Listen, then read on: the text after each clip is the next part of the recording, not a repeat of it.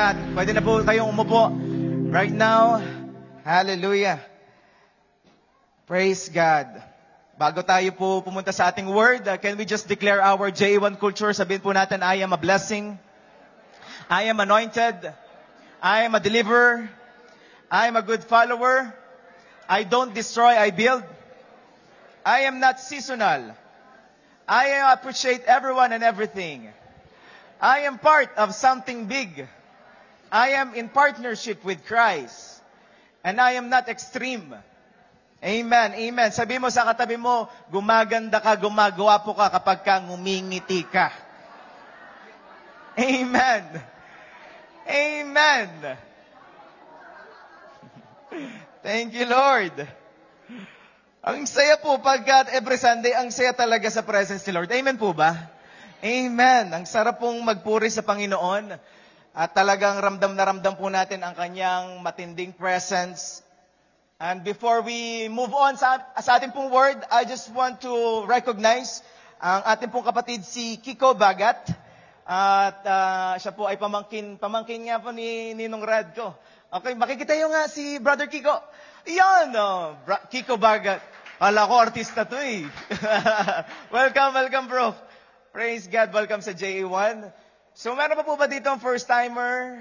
Tingnan mo katabi mo, mukha bang first timer yan? Sabi mo sa katabi mo, welcome back. Magkatabi na naman tayo. Sabi mo sa katabi mo, next time. Sabi mo, next week. Mag-invite ka. Yan, parang umina. Mag-invite ka. Excited ako next week eh. May share ako eh. Pero hindi ko muna sasabihin. Nakahanda na. Pero bago yun, tayo muna ay bumalik po sa ating pinag-usapan last week. Last week po, pinag-usapan natin is about purpose. We are still in a purpose. But today, dito po matatapos ang ating series about your greatest purpose. Last week, we talked about purpose and what is purpose? Purpose is the most important thing in our life. Tama po ba? The purpose is the very reason why you were created by God. The purpose, it means that is the thing that you are made for and why you exist. Kung bakit ka nag-exist sa mundong ito. At pinag-usapan natin, number 1, ang original design ng Panginoon sa atin, dahil ang purpose po, ang ibig sabihin ng purpose, sabihin natin purpose. When we talk about purpose, it means the original design of the Lord. May original design si Lord sa buhay ng bawat isa sa atin. That's why kung titignan mo uli yung katabi mo, may original design sa kanyang muka. Ang ilong niyan hindi baliktad. Kasi kapag ka baliktad, malulunod pagdating ng snow. Amen? Thank you, Lord. Kahit yan ay sarat, kahit yan ay pango, yung iba may ano na eh. Yung iba kasi po pwede lang din magpaano. Ang tawag doon, magpa-lift. Ano po? But then, mahal na mahal tayo ng Panginoon. Kaya may purpose si Lord at may design ang Panginoon. There's a design. Sabi natin design. There is a original design for you and for me. And what is that? What is the purpose of the Lord for my life? What is the original design of the Lord for my life? And number 1, we talked about this last week. To be with Him. To be in His presence. To be with Jesus. Tama? To be with Jesus. Ulitin ko ulit. Para maalala natin, we talk about when God created man and woman, saan nilagay ng Panginoon ang humankind? Sa Garden of Eden, which means, Garden of Eden means the presence of the Lord. Gustong-gusto ng Panginoon nasa presensya Kanya, kapatid. Pero, ang nangyari, we fall short of God's standard. That's the thing. Gusto ng Panginoon na tayo nasa presence niya, pero tayo po ay nag-fall short. Tayo po ay nagkamali. We sinned against God. Ano po, nagkamali tayo, nagkasala tayo. But the good news, sabihin mo sa atin mo, good news. There's a good news. Kahit na nagkasala ka, kahit na nag-fall short ka sa Panginoon, God is the one who made it possible for us to be reconciled with Him. Ang Panginoon pa rin ang gumawa ng paraan para tayo ay mabalik uli at bumalik uli sa Kanyang presensya. And until right now, God is telling us, where are you? Kapatid, I'm still waiting for you. God is still waiting for each and every one of us to to come to Him. Tama po ba? I want to tell you something. Without Christ in the Christian word, it will be I-A-N, meaning I am nothing without Christ. Kaya po, alam niyo po, being a Christian, hindi po pwedeng wala tayo sa Panginoon. Kaya po, sinabing I am a Christian because you are in Christ. Tama po ba?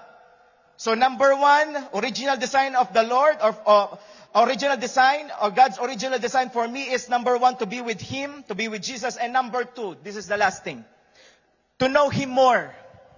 To know Him more. Sabi mo, to know Him. To know Him more. Tama po ba? Amen? To know Him. Why we are here? Why we are here every Sunday? Because we want to know God more and more and more and more. Gusto po natin siyang makilala. And knowing God, because God is a big God. Ano po? Hindi po natin siya makikilala tawag dito, ng counting oras lang. Every Sunday is limited. Tama po ba? It's very limited when we're just attending every Sunday and we want to know God. We should know Him every day, every single day of our lives. And this is the good news. Gustong magpakilala ng Diyos sa bawat isa po sa atin.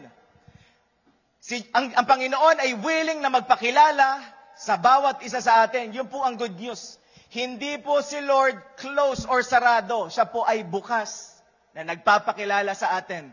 That's why every time you will come to the church, it is very important that you're gonna pray to Father God. Lord, reveal yourself to me today.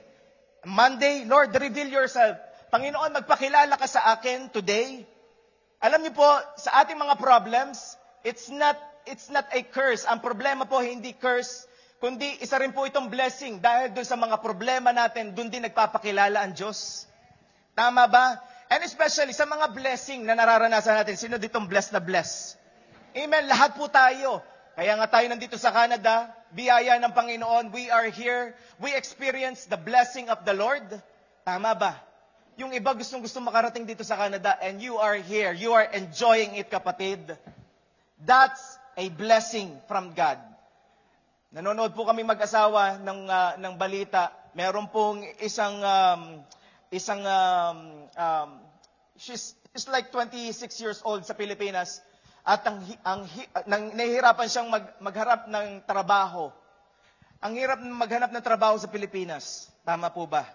But we are praying for the Philippines na magkaroon po doon ng matinding revival. That's why when we are praying, ini-include po natin ang bansang Pilipinas, ini-include din natin ang Canada, ini-include din natin ang Israel. Amen? And we do believe, lahat po tayo dito, we are still Filipino. Tama. That's why I'm speaking Taglish right now. And that's a good news. I will not speak English for... Baka tumulo yung ilong ko. O yung dugo sa ilong ko. Okay? To know Him more. Kumikilos tayo ayon kung anong pagkakilala natin sa ating sarili. Kumikilos tayo. We act according to how we know ourselves. When you see yourself a weak, you will act weak and with fear. Tama ba? Others see themselves, other people see themselves that I can do it. Tama ba? That's why they can do everything with courage. Kasi ang tingin nila sa kanilang sarili, no, I can do it. If you see yourself that you are weak, you will act as a weak person. Tama? Tama? And many Christians fail to do what God asked them to do because they are afraid. Many Christians, they fail to do what God asked them to do because they are afraid. Takot mag-all out sa Panginoon. Takot iwan ang comfort zone. Takot mag-share. Takot ipakita na siya ay Christian. I want to tell you something after this message. I am praying that we will have a courage sa ating mga buhay na hindi tayo mabubuhay sa takot. Kasi kilala natin kung sino sarili natin. Kilala natin ang identity natin sa Panginoon. Nung pong ako ay nagsisimulang magpastor, I remember na ako ay mahiyain. Halata ba? Mahiyain po ako. Kilala ko po ang sarili ko. Mahiyain po ako. At wala akong lakas ng loob. I don't have courage to speak in front of many people. I don't have any courage to share the gospel. I don't have any courage. Takot akong mapahiya. Takot akong makita lalo na ng mga taong nakakakilala sa akin. Ay, di ba si Ernest yun? Pastor na pala siya. Takot akong malaman nila na ako ay pastor. Nung ako'y nagsisimula, I'm very afraid. Baka kasi kung anong sabihin nila, di ba yan yung si Ernest, yung dating ano yan eh. Alam niyo yun? Artista yan dati. Nagpastor na pala. Pag minsan ganun. And alam niyo po, afraid na ako. Takot ako. Lalo na kapag mag-i-speak ako sa isang funeral, tapos may kakilala ako doon sa funeral service. Ay, hindi ako komportable. Kapag nandito ang aking tatay, ang tatay ko nasa Pilipinas kaya medyo kasi after preaching, magsasabi yan sa akin, ano yung verse mo? Mali yung verse mo. Ano po, may critic daw. Pero alam niyo po, noong una yun, takot ako. Takot ako mag-share. Baka kung anong sabihin nila sa akin. Takot ako mag-share ng Bible verse or mag-share ako ng about the Word of God sa aking Facebook. Baka kung anong sabihin nila sa akin. Kasi iba pong mag-preach kapag hindi mo kakilala. Yung iba po sa inyo, hindi pa ako nakikilala eh. Pero yung familiar na sa'yo, yung bang taga dito ka mismo, kilala ka simula pagkabata mo, di ba ang pilyo niya nung bata? Tapos kayo nagtuturo na, biro mo nga naman. Ano po, biyaya ng Panginoon, binago ng Panginoon. Amen? Then I realize, kaya pala ako mahiyain, I am very conscious what about people say to me. I'm very conscious and I realize that I live in fear. I realize that I fear rejection. I fear rejection. Ayokong ma-reject ako. Sino po dito, maybe you are here and there's something fear in your heart na nagiging hadlang kaya hindi lumabas ang tunay mong potensyal. There's some things na hindi lumabas ang tunay mong potensyal kasi napipigilan ng takot. I realize it's all about identity. Sabihin natin identity. If you don't know your true identity in Christ, you will live according to what people will say about you. If you don't know your identity in Christ, you will live according to your past mistakes. You will live according to what other people will gonna tell about you. If you don't know, that's why it's very important to know who you are. Who am I in Christ? Because I'm already in Christ. 1 Corinthians 3 verse 1, Paul says, brothers and sisters, in-emphasize po ni Paul because brothers and sisters means they are believers of Jesus Christ. Brothers and sisters, I could not address you as people who live by the Spirit, but as people who are still worldly, mere infants in Christ. Ang sabi po ni Apostle Paul, mga kapatid, I could not address you as people who live by Spirit. Hindi ko pa nakikita sa inyo na kayo'y mature na Christian. Hindi ko pa nakikita. But as people who are still worldly, mere infants. Verse 2, I gave you milk, not solid food. Hindi pa ako nag-share ng malalalim na bagay dahil kayo ay mga bata pang Kristiyano. And sabi po dyan, for you were not yet ready for it. Indeed, you are still not ready. Hindi pa kayo handa. Hindi pa kayo handa. Ang sinabi ni Apostle Paul, nakikita ko na kayo ay bumabalik pa rin dun sa dati ninyong pamumuhay. Sinabi ninyo na tinanggap nyo na ang Panginoong Yesus, pero bumabalik pa rin kayo doon. People who live by Spirit, but as people who are still worldly. And verse 3 says, tignan po natin yung verse 3. Gustong-gusto ko po itong verse 3. You are still worldly, for since there is jealousy and quarreling among you, are you not worldly? Are you not acting like mere humans? Gusto ko po yun eh. Are you not acting like mere humans? What does it mean, mere humans? Like a normal humans? Alam niyo po, I realize, kapag pala hindi ka pa talaga mature spiritually, hindi ka pa mature sa iyong journey as a Christian, there will be a jealousy, there will be quarreling. And sabi po dito ni Apostle Paul, are you not worldly? Makamundong bagay yan eh. Are you not acting like mere humans? What does it mean? Why are you acting like a normal human? Kayo ba ay kumikilos na mga tao lang? Meron akong gustong sabihin po sa bawat isa, hindi ka basta-basta. In English, you are not just. You are not just, kapatid. Hindi ka na normal lang na tao, sinasabi ni Apostle Paul, hindi ka mere human. I want to tell you, I want to remind each and every one of us, like what happened to Corinthian church. Ano pong sinabi ni Apostle Paul? The enemy wants to hide your true identity. What does it mean, Pastor? We are not mere humans. Hindi ka basta tao lang. When you accepted Jesus Christ in your heart, you are no longer mere human. You are no longer ordinary person. You are someone who belongs to Christ. Gusto ko pong ulitin sa inyo, you are someone who belongs to Christ. Palapakan mo si Lord. What does it mean? Hindi ka ordinaryong tao, kapatid. Ibang level ka doon sa ordinaryong tao. Iba yung normal na tao, iba yung taong na kay Kristo. Iba yung ordinaryong tao na malayo kay Kristo, iba yung taong nasa presensya na ng Panginoon. Tama ba?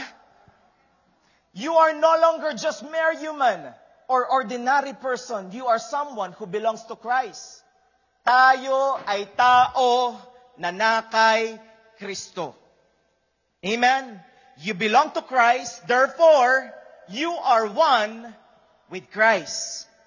You accepted Christ, you are one with Christ. Kayo ay iisa ng Espiritu ng Panginoon. Ikaw at ako ay kaisa kay Kristo in Tagalog. That's why when we go back to our topic last week, how can we find way go back to the presence of the Lord? Ito po ang ating points. How can we find way back to the presence of God? We want to go back to the presence of the Lord. Just admit that you have sinned against God. Aminin mo lang, Lord, nagkasala ko, nagkamali ako. I want to go back to your presence. And letter B, believe. Sabi natin, believe. Believe in what Jesus did on the cross. Ano bang ginawa ni Jesus Christ sa atin? Well, binayaran ng Panginoong Hesus ang ating mga kasalanan, namatay ang Panginoong Jesus at muli siyang nabuhay para sa atin. Minahal niya tayo, tinanggap niya tayo, kapatid. Just believe. Sabi natin, believe. Just believe on it. Ano po? Admit, believe, and letter C, commit. Ano po? Commit. Sabi natin, commit. Commit your life to Jesus. Andiyan po ba? Naputol ko. Pero gusto kong i-emphasize yung commit eh. Meron po ba ditong, andito ba yung asawa ko? Ay, nagpapaano yung asawa ko eh. Gusto ko sanang tawagin yung asawa ko eh. Pwede ka bang pumunta dito, mahal? Para naman makita ka. Gusto ko pong ipagmalaki ang aking asawa. I'm very proud. I'm thankful for the life of my wife. She's very supportive. Letter F na yung letter P. Supportive. Supportive. Ayan. Ito po ang aking wife. Ayan po. Letter C. Ano yun? Commit. Ano po? Sabi natin commit. Alam niyo po, yung commit, kapag ka sinabing commit, kami pong dalawang mag-asawa, we commit our lives to each other. Our life to each other. Ano po? Nag-commit kami. Pagka kinasal kami, ang ibig sabihin nun, commitment. Tama? Nakakommit ka na. Kapag ka nag-commit ka sa Panginoon, may mga bagay na hindi ka nagagawin. Dahil mag-asawa na kami, meron akong bagay na hindi na po pwedeng gawin. Nakatulad ng ginagawa ko nung binata ko. Tama? Kasi nakakommit. Tama? Commit your life to Jesus means, Lord, because I commit. Lord, may mga bagay na hindi ko gagawin. Hindi ko na kayang gawin. Bakit? Nakakommit na ako sa iyo eh. May mga bagay na ayaw ang asawa ko, alangan namang gawin ko. Eh nakakommit ako sa Kanya. May mga bagay kapag ka nag-commit ka sa Panginoong Hesus, eh hindi mo na magagawa. Why? Nakakommit ka kay Lord eh. It's not about you anymore. Can I hear an amen? Nagagets ba natin? Palakpakan natin sa Lord sa akin pong napakagandang wife. Sige, mahal. Nabigla yung asawa ko. Commit your life to Jesus. Ano po? After you commit your life to Jesus, you are not just an ordinary person. You are a person who belongs to Him. You are united with Christ. You share oneness with Christ. 1 Corinthians 6:17, however, the person who unites himself with the Lord becomes one spirit with Him. You are one with Anointed One. Amen? You are one with Christ. Iisa na kayo ng Panginoong Hesus. Ang inyong espiritu ay iisa na. Now, ang ginagawa ng kaaway para wala tayong maging threat sa kaaway, at wag nating gawin ang kalooban ng Diyos sa lupa, ay panatilihin tayo sa ating nakasanayang identity. What do I mean? Ano yung nakasanayang identity? Na tayo ay tao lamang. Most of the people, especially kahit mga Christians, laging sasabihin nito, tao lang ako eh. But you are not mere human. Hindi ka na ordinaryong tao lang. Ibang level ka na eh. You're not just a human, kapatid. You are human being belongs to Christ. Amen? Apostle Paul said, you are not just a normal human. We already know, alam na natin eh, we already know who we are as a human. We recognize our weaknesses. Tama ba? As a human, you recognize your weaknesses, you recognize your limitation, but most of us don't know who we are after we belong to Christ. Most of us, we know our limitation. We know that we sin against God. We know na tayo ay imperfect, but we don't know. We don't even know. Most of us don't even know who we are when we accepted, when we belong ourselves, or when we belong to Christ. Sino ba ako nung nabilong ako sa Panginoon? Bigyan ko po kayo ng mga points. Picturean ninyo to. I-declare natin every day of our lives. As a Christian, wala po kasing masyadong word na Christian talaga eh, dun sa Bible eh. Ang Christian word sa Bible, it means you are in Christ. That's why we need to know who we are in Christ. Who am I in Christ? Who am I? When I belong to Christ, who am I? Sino ba ako? Number 1, letter A. I am a new creation. 2 Corinthians 5:17, therefore, if anyone is in Christ, laging na kay Kristo. Dahil ikaw ay isa na kay Kristo. You are new creation. That means every time na ikaw ay lalapit sa Panginoon, humingi ka ng tawad, Lord, binibigyan mo ako ng panibagong buhay, Panginoon. Meron akong panibagong pagkakataon para maitama ang pagkakamali ko. You are new creation, kapatid. You have a new nature in your heart. Come on. Letter B. In Christ, I am completely accepted. In Christ, I am completely valuable. In Christ, I am eternally loved. In Christ, I am totally forgiven. In Christ, I am fully capable. Nasaan verse yan? 1 Peter 2, verse 9 to 10. Nandiyan po yan. In Christ. In Christ. Lagi po sinasabi, ine-emphasize lagi, it's not on your own. You must be in Christ. Letter G.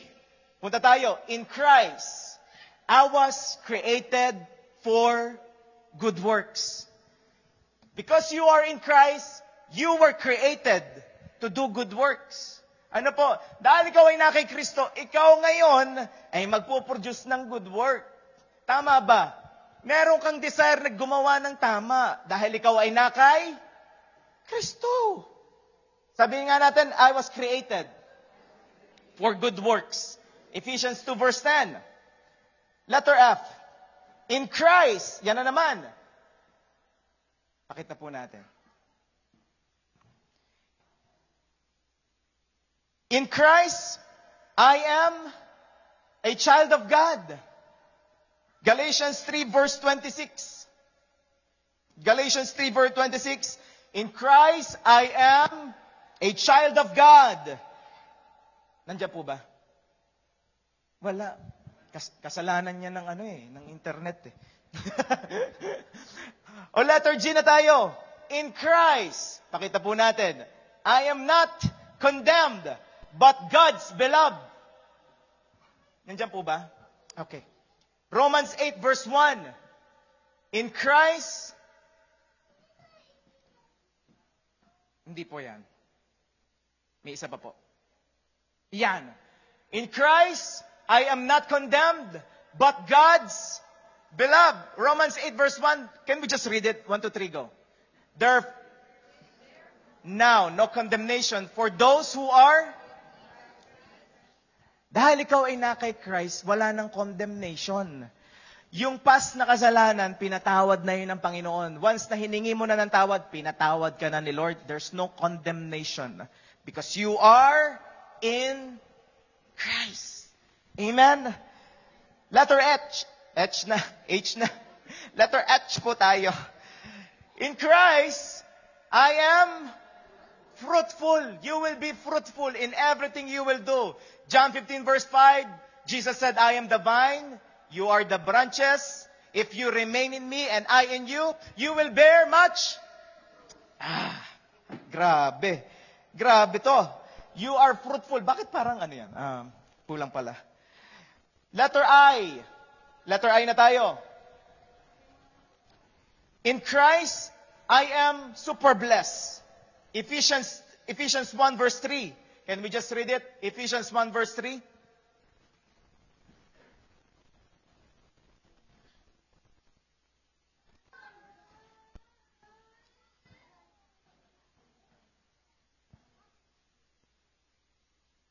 Ephesians 1 verse 3.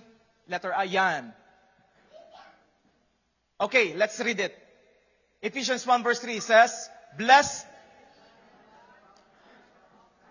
who has blessed us in Christ with every spiritual blessing and heavenly places. So, in Christ, you are super blessed. Amen. Sabi mo sa atin mo, you are super blessed. Pag minsan kasi, hindi natin, bakit ba ako naging blessed? Because you are in Christ, kapatid.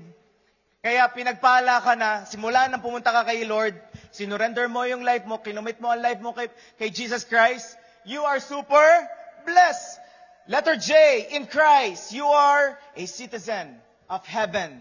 Philippians 3 verse 20, but our citizenship is in heaven. And from it, we await a Savior, the Lord Jesus Christ. Because we gave our life to Jesus Christ, we are citizens of heaven.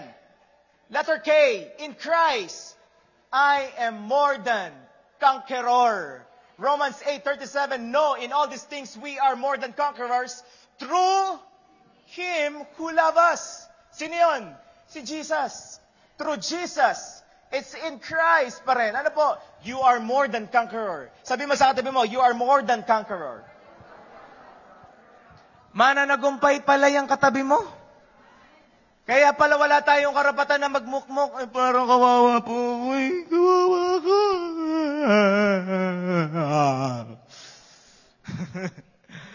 You are in Christ, you are more than conqueror. Ano po? Letter L. Because of Christ, 2 Corinthians 5:21. Can we just read it? For our sake, He made Him to be sin, so that in we might become the righteousness of God. Amen. I am the righteousness of God because of Christ. Ayan pa rin yun, ano? Laging kay Christ, in Christ, because of Christ. It's not about you. It's not about the religion. It's not about the church. It's because of Jesus Christ. Come on. Ano pang blessing? Kamapalakpak mo si Lord. Sino dito lumalakas yung kanyang spiritual life ngayon? Na, ito pala ako, I am the righteousness of God because I am in Christ. Because I am in Christ, I'm super blessed. Because I am in Christ, I am forever blessed. I am forgiven, completely forgiven. I am valuable. Amen? Amen. Letter M. With Christ, Philippians 4:13. I can do all things through Him who gives me strength. You can do all things with Christ. Ano po? Kaya lagi dapat kasama si Christ. Hindi mo kaya mag-isa, kundi kailangan kasama mo si Christ. Hindi ito matatapos hanggang bukas tayo, in Christ tayo lahat. Ano po? But ito po yung pinakalas na point na maibibigay ko sa inyo. In Christ, letter N. Can we just read it? I am 1 Corinthians 15:57, but thanks be to God, He gives us the victory through our Lord. Therefore, you are victorious indeed. Tagumpay ka na, kamapalakpak mo si Lord. May nakukuha po ba tayo? Amen. Sino po dito? I'm victorious. Lord, salamat dahil I'm victorious. Every time you will wake up, every morning, Lord, ito na naman yung panibagong araw na victorious day, Panginoon, because I am victorious, because I am in Christ. Amen? Malakas lang ang kaaway kung wala kang Jesus sa puso mo. I want to tell you again, malakas lang ang kaaway kung wala kang Jesus sa puso mo, pero kung may Jesus ka, victorious ka, kapatid. Kaya walang talunan po dito. Lahat po tayo dito mananagumpay. Lahat po tayo dito blessed, super blessed, highly favored. Hindi tayo matatapos dito. In Christ, I am highly favored. In Christ, I am saved. In Christ, I'm super blessed. Wow! Woo! Thank you, Lord. Kaya naman, pag kilala mo si Jesus, kapag kilala mo si Jesus, at kilala mo kung kanino ka, or sino ka kay Jesus, iba ang kilos mo. Hindi ang kilos mo ay talunan. Ang kilos mo, ikaw ay mananagumpay. Amen. Ayun po ang pagkakaiba. Palakpakan mo si Lord. Getting to know Jesus will unleash your potential and courage. Getting to know Jesus will unleash your potential. The more you know Jesus Christ, the more will be unleashed your potential and your courage. Alam niyo po, I want to be honest with you.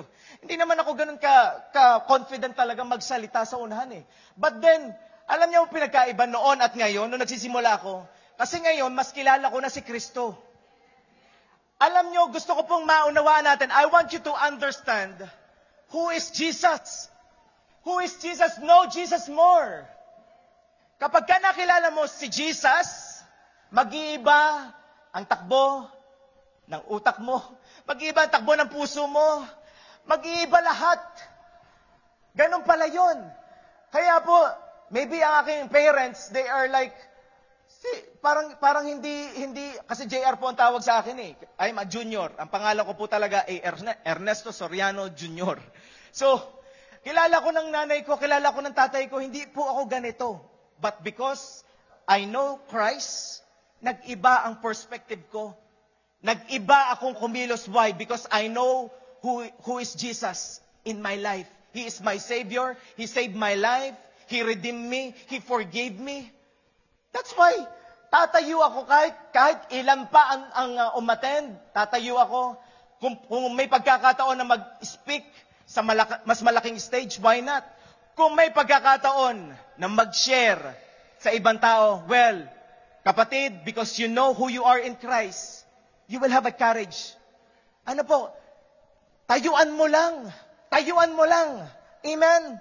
Before I was afraid in front of many people, but today, because I know who Jesus is, and what He has done for me by God's grace, I have courage to preach. I have courage to talk. I have courage to share. I have courage to sing. I have courage to worship God. Why? Because I know who am I in Christ. That's why when you worship later, again, Lord, I am worshiping you because I know who I am in you. In you, I am victorious. In you, I am new creation. Amen? Kapatid, gusto lang nakawin ng kaaway ang iyong identity. That's why you keep on telling yourself, I'm just a human. I'm just a normal being. No, you are not normal being. You are more than conqueror, kapatid. Ni-level up ka na ni Lord. You are human, belongs to Christ. Amen? Palakpakan mo si Lord.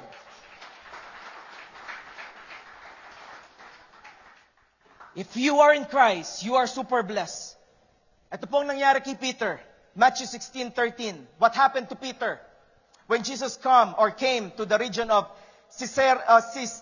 Caesarea Philippi, He asked His disciple, who people say the Son of Man is?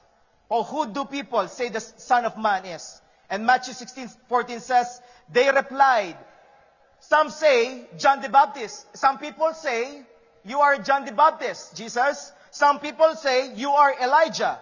And still others say, you are Jeremiah or one of the prophets. Ang tingin ng iba kay Jesus, He is John the Baptist, He is Elijah, and still others, Jeremiah or one of the prophets. Matthew 16:15 says, but what about you? But what about you? Tinatanong Jesus is asking His disciples, but what about you? It doesn't matter to me when they are talking about me and they keep on telling me that I am just a prophet. Hindi importante kay Jesus ang sinasabi ng ibang tao sa Kanya. Ang importante kay Jesus, sino ba siya sa'yo? Sino ba si Jesus sa'yo? I wanna ask you, who is Jesus to you? Who is Jesus to you? Sino ba si Jesus sa'yo? Let this be our question. Kahit after po ng Sunday service na ito, who is Jesus to me? But how about you? But what about you? Jesus asked, who do you say I am? Bakit tinanong to ni Jesus? The way we know Jesus determines how we value Him, how we value His promises. The way we know Jesus determines how we value His words. Tama ba? The way mong pagkakilala sa Panginoong Hesus, that's the way you will value Jesus. Kung hindi mo masyado pang kilala ang Panginoong Hesus, you will value His promises na parang cheap promises. You will value His word, the Bible. You will value it very cheap. You will value the grace of God very cheap, kapatid, because you don't know Jesus. That's why Jesus is asking, who do you say I am? So, kung ang ibang tao, ang tingin nila sa akin ay prophet, or ang tingin nila sa akin ay si John the Baptist, sino ba ako sa iyo? Who am I to you? And Jesus is asking each and every one of us, who am I to you, kapatid? Who am I to you? Matthew 16:16, Simon Peter answered. Ito po ang sabi ni Simon Peter, nakakatuwa, you are the Messiah, the Son of the living God. Medyo normal na verse, pero napaka-powerful po nito. Ito po ang sabi ni Simon Peter, isang disciple na nagsabi at naglakas loob, you are the Messiah, you are the Savior of the world, the Son of the living God. Bakit ito nasabi ni Simon Peter? Noong pong time na yon, napakabigat na bigla mo na lang sasabihin, ikaw ay Diyos. You are Son of God. You are the Messiah. Napakabigat po ng word. Pero bakit niya nasabi? Bakit niya nasabi? Tanong niyo po sa akin. Why? Okay, verse 17. Punta tayo. Masasagot po yan. Verse 17, Jesus replied, blessed are you, Simon, son of Jonah, for this what was not revealed to you by flesh and blood, but by my Father in heaven. May gusto po akong sabihin sa inyo bago tayo magtapos. It is not on your own knowledge, not on your own skill, not on your own understanding that will reveal Jesus to you. It is not on your own understanding, not on your own skill, not on your own knowledge. Only Father God can reveal Jesus to you. Ang sabi po dito, but by my Father in heaven. Ang sabi diyan ni Jesus, for this was not revealed to you by flesh and blood. Hindi mo to kayang masabi on your own.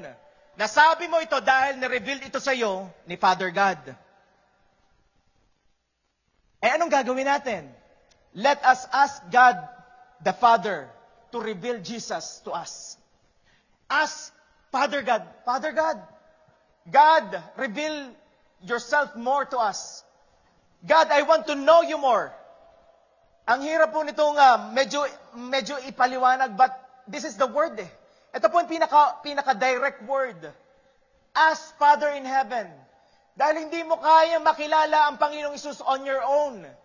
Hindi mo makakaya on your own. That's why we are praying. I am praying. Before you come here, I am praying, Lord. I am praying before I speak.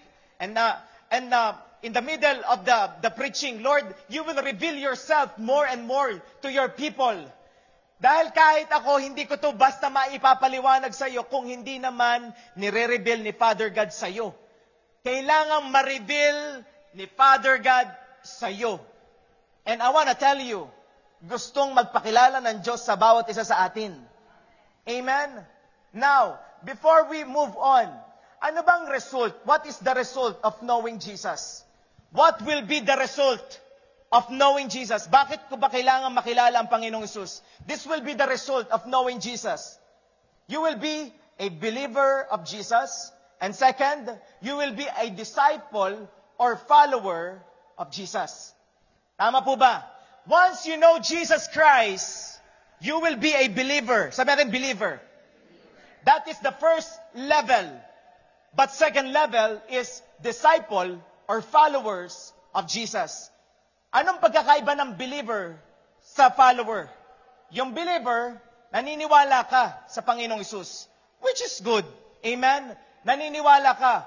Pero hindi ka pa nandun sa level na ikaw ay sumusunod sa Kanya. Because that will be another level of being a Christian, not only a believer. And my mission here is not you to be just a believer, but to be a follower of Jesus. Can I hear an amen? Maybe you will come here every Sunday. You will be fed in your spirit. You will be encouraged. You will believe in Jesus. That God will do a miracle in your life. Yes, it is good. But it's another thing when you will follow Jesus. Tama ba? Ibang level na yung sumusunod ka sa Panginoon. Ibang level na po yun. Before Jesus was ascended to heaven, ito po ang sinabi ni Jesus before siyang pumunta sa heaven. Matthew 28:19-20. Therefore, go and make... Can we read it again? Therefore, go and make...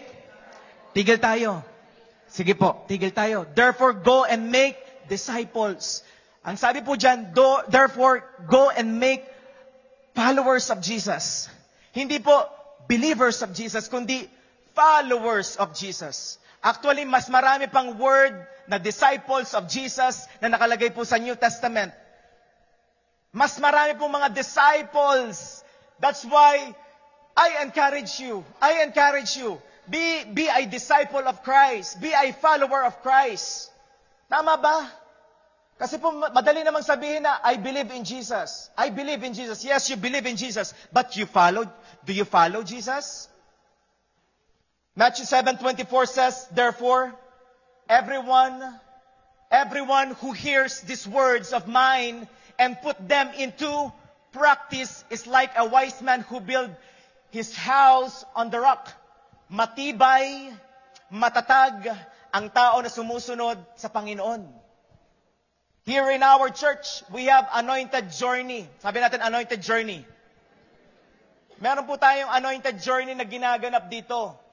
By the way, each and every one of us, you are very welcome na dumaan tayo sa process. Because being a disciple of Christ, paano ba maging disciple of Christ, Pastor? Paano ba ako maging follower ni Jesus? Well, you need to be a disciple first. Magpadisipulo ka muna. Before you disciple anyone, magpadisipulo ka muna. Amen? Hindi mo to kayang mag-isa.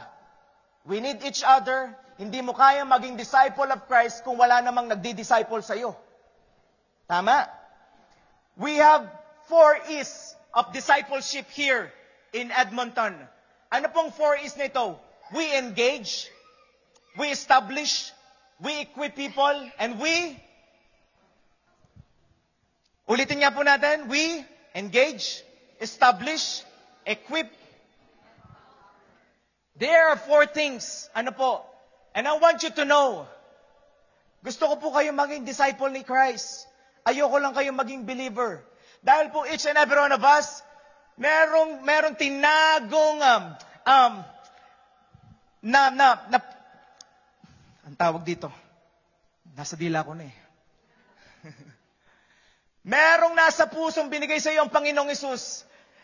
May pinagagawa sa bawat isa sa atin, but before mong magawa yon, kailangan mo munang dumaan sa process. Some of us, we want a big, gusto agad natin yung malakihan na agad. Pero doon sa maliit, doon tayo nagkukulang. Ayaw natin dumaan sa proseso. Gusto natin shortcut. I want you to know, yung mga nag-shortcut, yung mga gustong mag-shortcut palagi, hindi tumitibay. Alam niyo po kung bakit tumibay ang inyong pastor? Dumaan po ako sa tamang proseso. Kung hindi dadaan sa training ang isang sundalo, sa tamang training ang isang sundalo, I wanna tell you, susuko agad yan. Kaya po, ang bilis sumuko sa ministry dahil hindi dumaan sa tamang training. And we need training. Sabihin mo sa katabi mo, we need training. Alam niyo po, this is our assignment. Next year, we're gonna have our own MGR again. And I would like to invite you, attend po kayo sa MGR. Because doon sa process na yan, ng discipleship, you will be engaged, you will be established, you will be equipped, and ngayon po, meron na po tayong mga post-MGR students na magtatapos. Pwede ba makikita niyo po yung mga post-MGR students dyan? Makikita niyo po. Come on. Sige, tayo kayo. Huwag kayong mahiya. Ayan. Ayan na po. Ayan. Yan na po ang mga post-MGR students. Sige, makakaupo na po kayo. So, kilala nyo na ngayon. So, sa discipleship, meron po tayong ginagawang establish, equip. Doon po natin pinag-aaralan, bakit ba natin paniniwalaan ng Bible? Bakit Diyos si Jesus Christ? Mas malalalim po doon ang ating pag-uusapan. Saan ba nagmula ang Bible? Bakit ba natin yung pinag-uusapan every Sunday? Imagine that. Baka naman iniisip nyo dito, baka lang bigla lang meron lang gustong pag-usapan yung simbahan, kaya pumupunta tayo dito. No. We are here for a purpose. Amen? Merong purpose ang Panginoon, kaya doon po natin pinag-uusapan lahat ng bagay. If you really want to grow deeper to God, to know God more, I want to encourage you. Be equipped. Empower. Para tayo ma-empower? Ang hirap po kasing magpapagamit tayo sa Panginoon that we are not equipped. Right? Maybe somebody will ask you, paano mo masasabing Diyos si Jesus? Wala namang sinabi sa Bible si Jesus na siya Diyos. Paano may papaliwanag? Ay doon po natin yung sasagutin. Kailangan maging equipped ka. Baka sabihin mo, hindi ko rin alam eh. Bakit nga ba Diyos si Jesus? But one of the Sunday, I will gonna speak why Jesus is God. Excited ba kayo doon? We need to be empowered. We need to be equipped. We need to establish, engage. This is discipleship, kapatid. And I don't want you to be just a believer. Alam niyo po ang believer, pupunta lang yan dito, but then lalabas uli. Pero yung disciple, sabi mo sa kapatid mo, disciple, iba ang disciple. Ang disciple, naghahanap yan ng anong maiko-contribute ko para sa church. Anong maitutulong ko para sa church. Hindi, anong makukuha ko dito? Anong makukuha ko dito? No. We are created to follow Christ. We are created to follow Christ. Can I hear an amen? Pastor, saan kami magsisimula? Gusto kong mag-follow kay Christ. Sino po dito gustong-gusto niya mag-follow kay Christ? Alam niyo po, sa mga gustong mag-follow sa Panginoon, ito tayo magsisimula sa pamilya natin. Sa pamilya natin. Wag muna yung iba. Wag mo munang gusto mo agad yung malakihan. Wag muna yon. Sa pamilya muna natin. Doon muna tayo magsimula. Amen. Kasi ang laki-laki masyado ng mission natin sa labas, pero sa pamilya muna natin, kapatid. Kapag na-practice natin sa pamilya natin, hindi na mahirap mag-win sa labas. I want to encourage you, pwede kayang mag-win sa biyaya ni Lord. Amen. Kung nagawa ng iba, kaya mo rin gawin. Kung ang iba may mga nabagong buhay, kaya mo din sa biyaya ng Lord. Because you are in Christ. Bigla kayo tumahimik. Amen? Now, I want you to know how to know Jesus. Pastor, I want to know Jesus. And right now, I just want to invite the worship team, please. I want to know Jesus more and more and more and more. Gusto niyo po bang makilala ang Panginoong Hesus?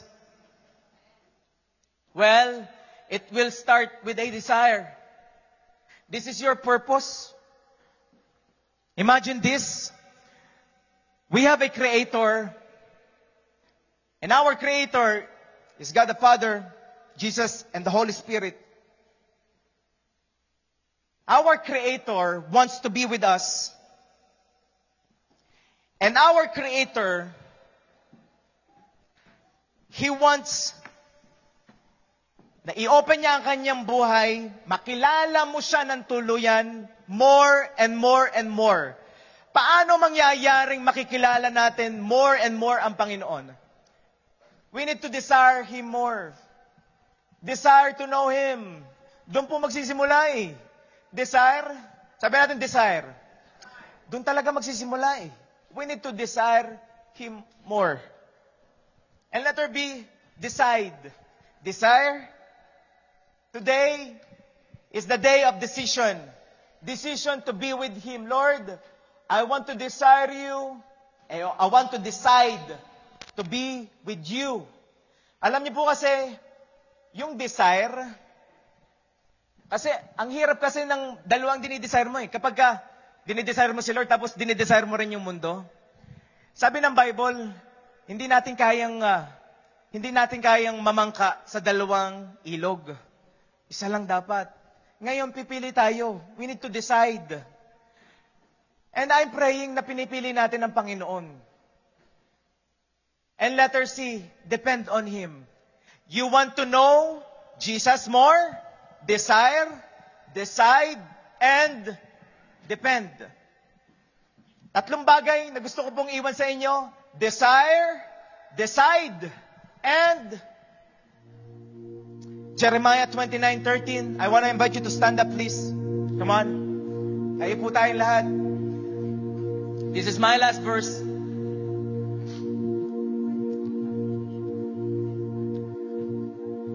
Pakita po natin.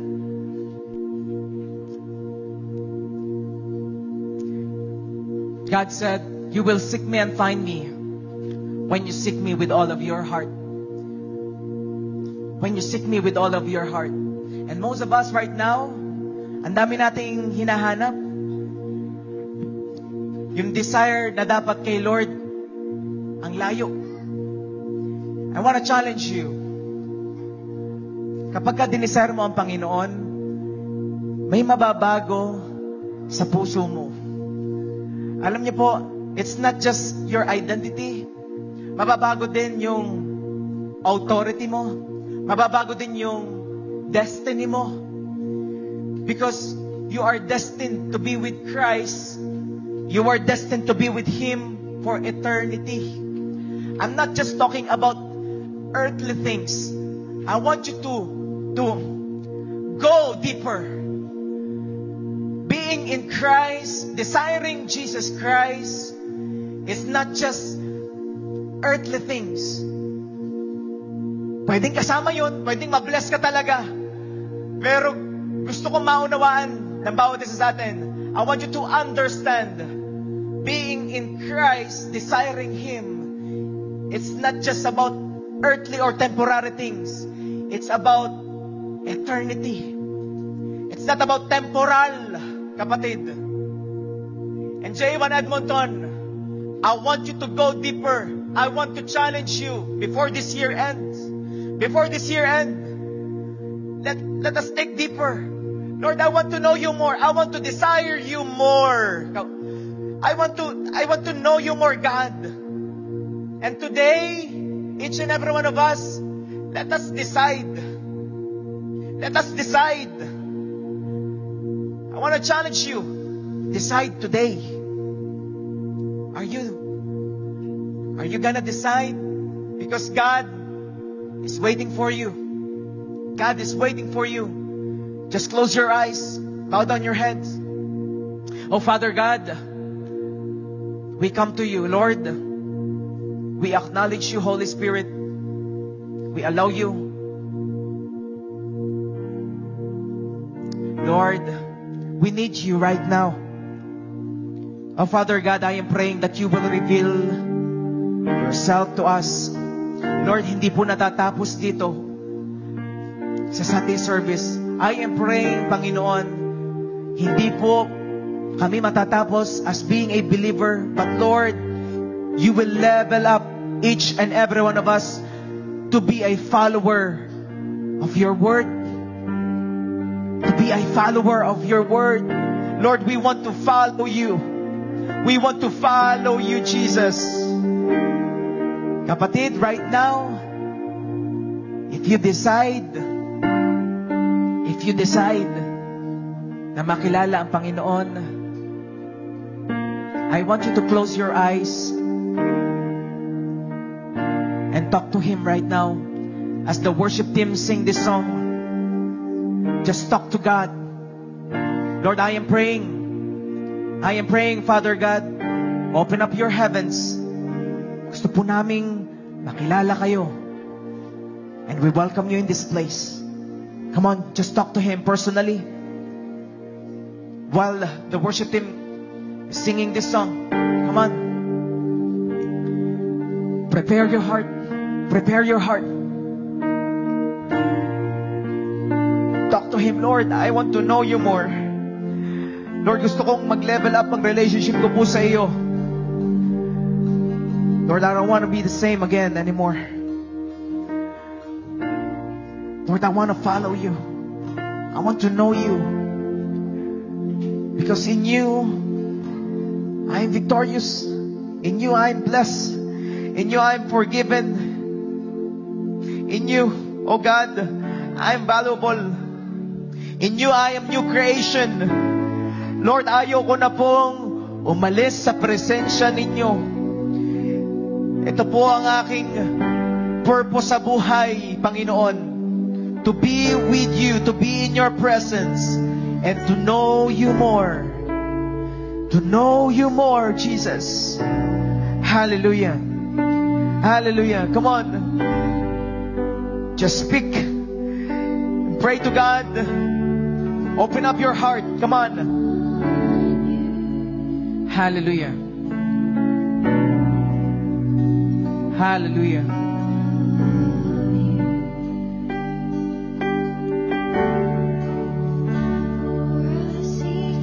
Come on, seek Him, seek Him. Lord, we want to seek you. We want to seek your face today. We want more of you.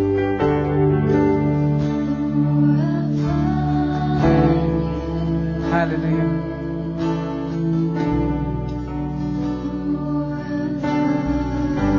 Come on, kapatid, if you decide right now to seek God more and more, I want to invite you to I want to invite you to put your right hand in your chest. Come on. Lagay mo ang iyong kanang kamay sa iyong dibdib and say this prayer. Say, Jesus, I want to know you more than before. Jesus, forgive me for all of my sins. Jesus, cleanse me with your most precious blood. I open my heart. Jesus, I accept you as my Lord and personal Savior. Jesus, I want to know you more. Father God, I pray that you will reveal yourself to me every day.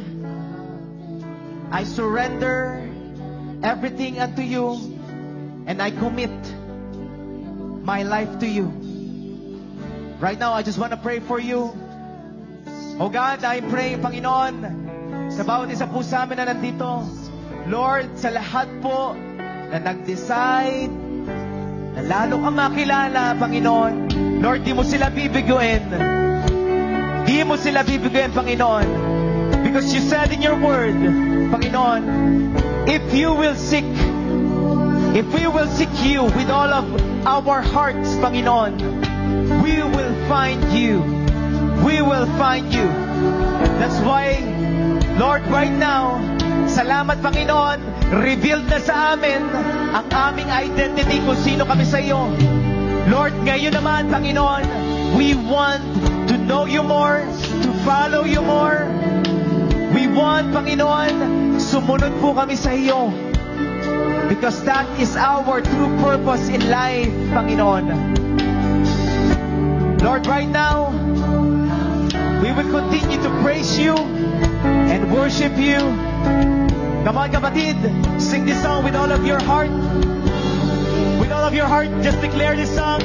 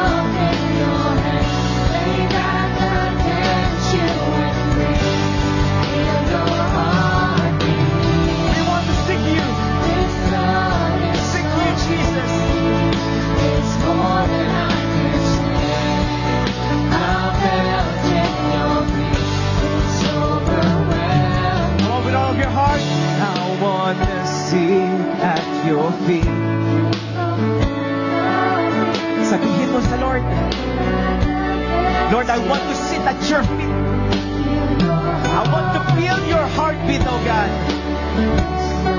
It's more than before, Lord. It's more than I understand. I'm melting.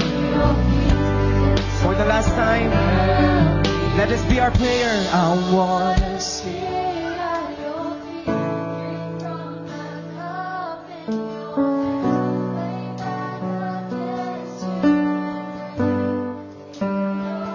Sabihin mo kay Lord, this love is so deep. It's more than I can stand. I'll melt in your peace. Taas natin mga kamay. Come on. Lord, lahat po ng bawat isa sa amin. Lord, you will reveal yourself more and more. Panginoon, magpakilala ka pa sa amin. And Lord, I am very excited because your purpose to each and every one of us will prevail. In the mighty name of Jesus. Salamat,